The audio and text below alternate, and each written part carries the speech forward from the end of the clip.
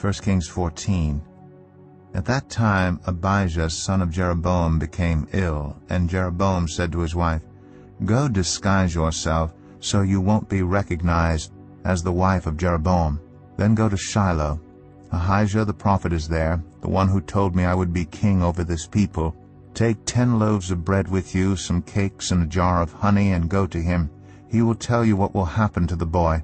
So Jeroboam's wife did what he said and went to Ahijah's house in Shiloh. Now Ahijah could not see, his sight was gone because of his age. But the Lord had told Ahijah, "Jeroboam's wife is coming to ask you about her son, for he is ill, and you are to give her such and such an answer. When she arrives, she will pretend to be someone else." So when Ahijah heard the sound of her footsteps at the door, he said, "Come in, wife of Jeroboam. Why this pretense? I have been sent to you with bad news. Go tell Jeroboam that this is what the Lord, the God of Israel, says. I raised you up from among the people and appointed you ruler over my people Israel. I tore the kingdom away from the house of David and gave it to you. But you have not been like my servant David, who kept my commands and followed me with all his heart, doing only what was right in my eyes. You have done more evil than all who lived before you. You have made for yourself other gods, idols made of metal. You have aroused my anger and turned your back on me. Because of this I am going to bring disaster on the house of Jeroboam. I will cut off from Jeroboam every last male in Israel, slave or free.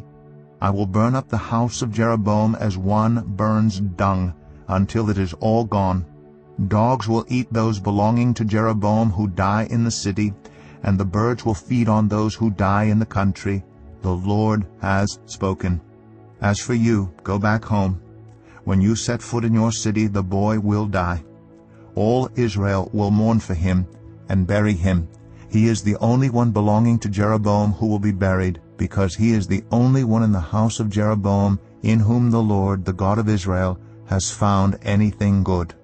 The Lord will raise up for himself a king over Israel, who will cut off the family of Jeroboam. Even now this is beginning to happen. And the Lord will strike Israel so that it will be like a reed swaying in the water. He will uproot Israel from this good land that he gave to their ancestors and scatter them beyond the Euphrates River, because they aroused the Lord's anger by making Asherah poles.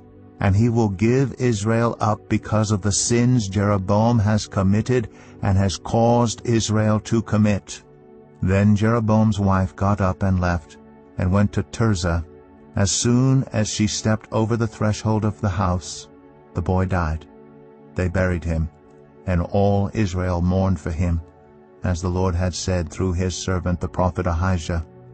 The other events of Jeroboam's reign, his wars, and how he ruled, are written in the book of the annals of the kings of Israel. He reigned for 22 years, and then rested with his ancestors, and Nadab, his son, succeeded him as king. Rehoboam, son of Solomon, was king in Judah. He was 41 years old when he became king, and he reigned 17 years in Jerusalem, the city the Lord had chosen out of all the tribes of Israel to which to put his name. His mother's name was Naamah. She was an Ammonite. Judah did evil in the eyes of the Lord. By the sins they committed, they stirred up his jealous anger, more than those who were before them had done. They also set up for themselves high places, sacred stones, and Asherah poles on every high hill and under every spreading tree. There were even male shrine prostitutes in the land. The people engaged in all the detestable practices of the nations the Lord had driven out before the Israelites. In the 5th year of King Rehoboam, Shishak, king of Egypt, attacked Jerusalem.